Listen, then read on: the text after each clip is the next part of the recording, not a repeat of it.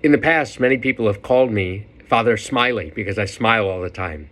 Still others have called me Father Speedy because I'm like Speedy Gonzalez, zooming here and zooming there.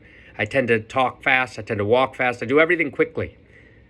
But I need to slow down. All of us need to slow down. Sometimes people tell me they're too busy to do this or to that, then they're going here or going there. And as a penance, I will tell them, meditate on Psalm 46, verse 10 or verse 11.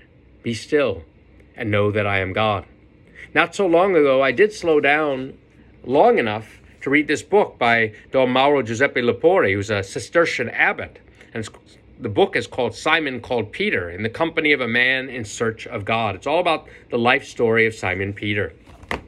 But recently, Don Mauro wrote an essay on the coronavirus, which I want to share with you, at least part of it, because I think it's really beautiful.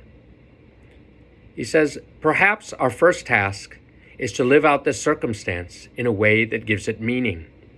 Fundamentally, the true drama that society is currently living out is not really or not only the pandemic, but its consequences in our daily existence. The world has stopped. Activities, the economy, political life, trips, entertainment, sports have stopped, as if for a universal Lent. But not just this. In Italy and now in other countries, too, public religious life has also stopped. The public celebration of the Eucharist, all church gatherings and meetings, at least those in which the faithful meet up physically, is like a great fast, a universal abstinence. This interruption imposed by the contagion and by the authorities is presented and lived out as a necessary evil. Contemporary man, in fact, no longer knows how to stop. One stops only if one is stopped. To stop oneself freely has become almost impossible in contemporary Western culture, which is globalized for that matter. One does not even really stop on vacations. Only unpleasant setbacks manage to stop us in our breathless race to take ever greater advantage of life, of time, often also of other persons. Our projects and plans have been annihilated until we do not know when. We too, though we live in a monastic or even cloistered vocation, how much we are used to living like everyone else, running like everyone else, thinking about our life and always throwing ourselves toward some future. To stop, on the other hand, means to rediscover the present, the instant to be lived out now, the true reality of time, and thus also the true reality of ourselves, of our life.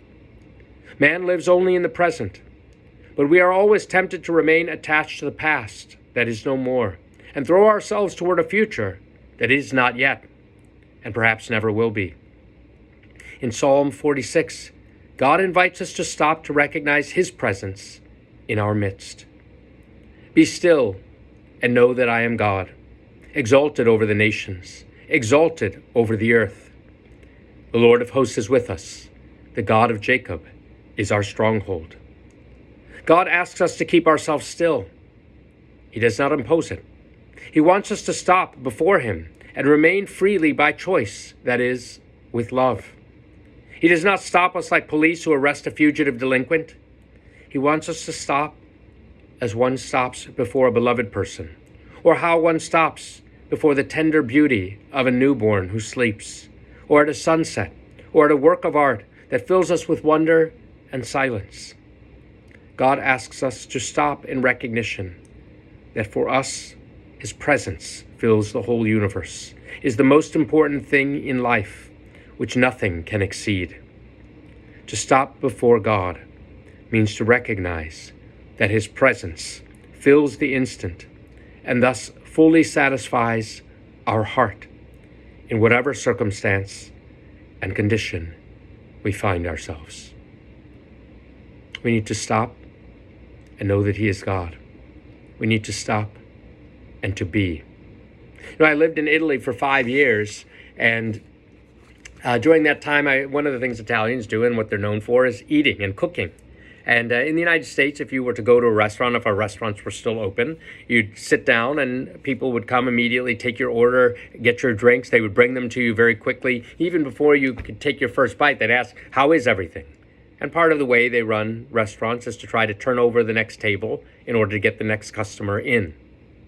In Italy, you might go into a restaurant and sit there for half an hour before someone comes and takes your order. At least for drinks or for an appetizer, and some antipasto.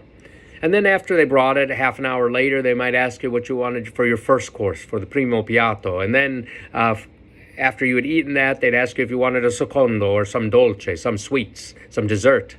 And then maybe they would bring you some after-dinner drinks. But before you know it, you would have spent 3 or 3.5 hours sharing a meal. And they're not eager to turn the table over, because they say, well, we just want you to come and enjoy the meal, to be together, to enjoy each other's company. And besides, if you sit here for 3.5 hours, people think my restaurant is full, and it's good advertising for me. So be yourself. Enjoy. Be still. The same is true with God. We need to be in his presence, to be still, and to behold our beloved. This evening, this weekend, make time to stop and to know that he is God.